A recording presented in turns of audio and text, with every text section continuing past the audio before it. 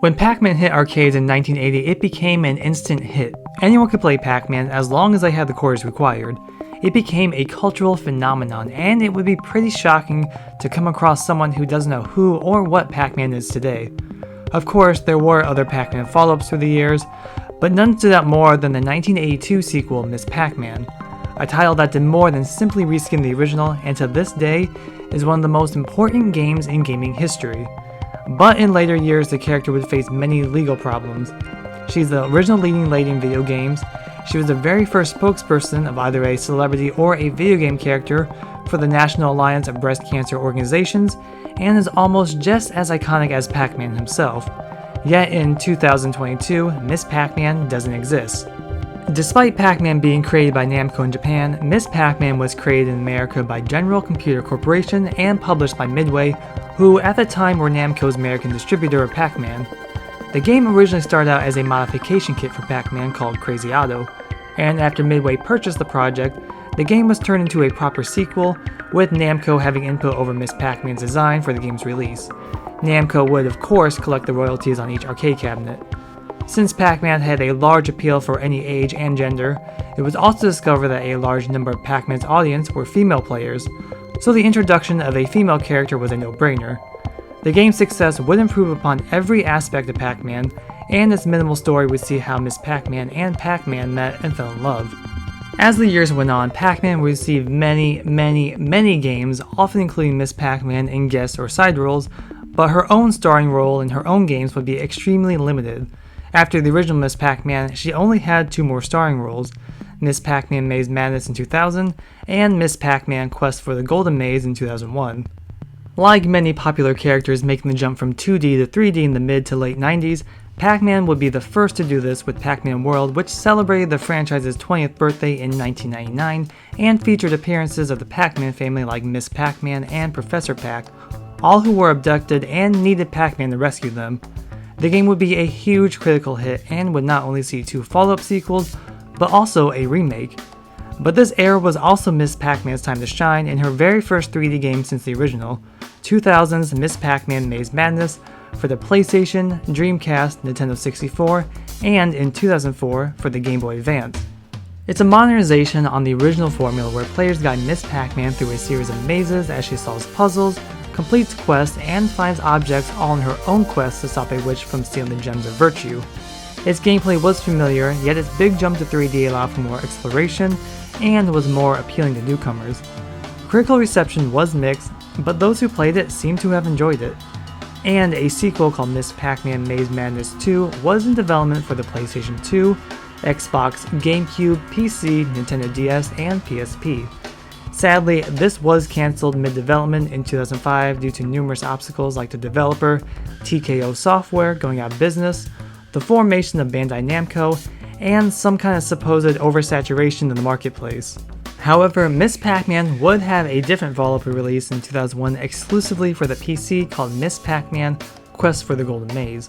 Unlike the exploration featured in Maze Madness, Quest for the Golden Maze included 3D visuals, but played much like her original game.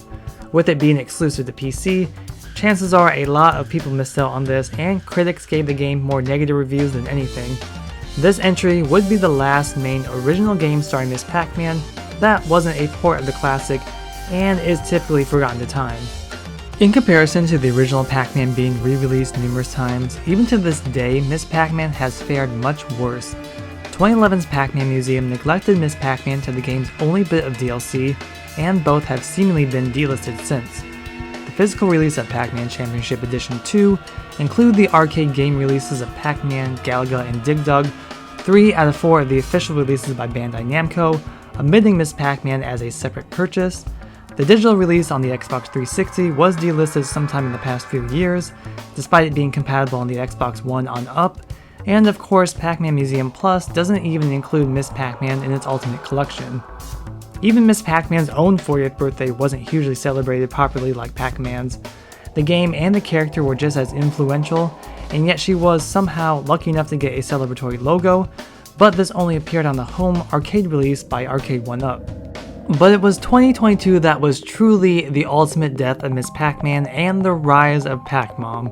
a replacement character that looks like she belongs in the scandalous worlds of Desperate Housewives, Sex and the City, and The Real Housewives.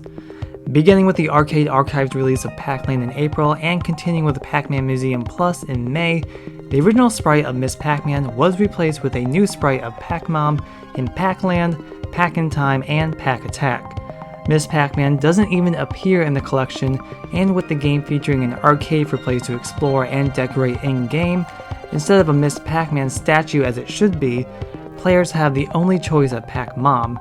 On top of that, in July, the ports of Miss Pac-Man for mobile devices that were first released in 2008 were delisted from app stores, while Pac-Man still remains for anyone to play. And then in August, the remake of the 1999 hit Pac-Man World, renamed Pac-Man World Repack, was released, and once again Miss Pac-Man was removed and replaced with Pac-Mom, who takes on a more loving, motherly role to Pac-Man and their family than Miss Pac-Man ever did. To Bandai Namco, Miss Pac-Man doesn't exist, and there's a reason why. It all starts with the fact that Miss Pac-Man was never developed in-house by Namco. If Namco did create Miss Pac-Man, they would have full ownership and would never have to worry about legal issues over royalties and ownership. But since it was General Computer Corporation that developed her, they would also get royalties. Eventually, Namco would gain the rights to Miss Pac-Man, and they would take advantage of this with Maze Madness and Quest for the Golden Maze, but when they attempted to release a Miss Pac-Man arcade cabinet in 2000 to celebrate 20 years of the original game, General Computer Corporation wanted their royalties. Of course, Namco didn't know about this since many of the original employees didn't work there anymore, and 4 years of failed negotiations would force an arbitrator to solve things. On top of this, since the original contract was never updated, not only would General Computer Corporation be entitled to the royalties from any coin-based Miss Pac-Man arcade machines, but would be expectant of royalties for any Miss Pac-Man digital release that could accept payments with something like a credit or debit card, which in today's time means any new release of Miss Pac-Man. It would be that legal issue that distanced Namco from the Miss Pac-Man property, and why later compilations and appearances didn't happen because of high royalty costs. After all, this is a business first. And that's why in the 2010s you would see less of Miss Pac-Man and more standing characters serving the same purpose like Pac-Man Girl, Pac-Marie for the pop-up retail Pac store in Japan, and of course the more recent noseless Pac-Mom. Anything and everything to avoid bringing Miss Pac-Man to the public to avoid continuing legal issues. Which would really hit Bandai Namco in 2019 when AtGames released falsely advertised Bandai Namco Flashback Blast TV games without Bandai Namco knowing at all. AtGames would also purchase the Miss Pac-Man royalty contract from General Computer Corporation and release Miss Pac-Man home arcade units without authorization of Bandai Namco. A lawsuit would ensue over Bandai Namco Flashback Blast and Miss Pac-Man. Eventually, the two parties settled out of court in late 2020, with AtGames now having permission to sell the Bandai Namco Flashback Blast systems, but considering Miss Pac-Man has been absent in almost everything, it can be assumed that legal negotiations over the brand didn't quite swing in Bandai Namco's favor. But since Bandai Namco is insistent on avoiding paying any kind of royalties to AtGames and wants to avoid any more legal troubles, in the end, it's the fans that suffer the most. Those of us who love Miss Pac-Man will likely never get to see her again, and any chance of another title starring her is pretty much slim to none. With the only way to play and see Miss Pac-Man on modern consoles being the arcade game series version, hopefully Bandai Namco can come to some kind of new agreement in the future. Miss Pac-Man is an iconic figure in gaming. Her game had a huge impact. She is the original leading lady making way for the likes of Samus and Lara Croft. Bandai Namco can't simply throw out over 40 years of cultural impact. Granted, she may not have had as many starring roles like Pac-Man, but nevertheless, I would absolutely love to see her return in a remake of Miss Pac-Man Maze Madness, much like Pac-Man World Repack. But the unsettling legal solution to Pac-Mom may not let that happen. So, what are your thoughts on Miss Pac-Man's death and her replacement with Pac-Mom? Let me know in the comments below. Please like and subscribe for future content. Thank you so much for watching, and I'll see you in the next video.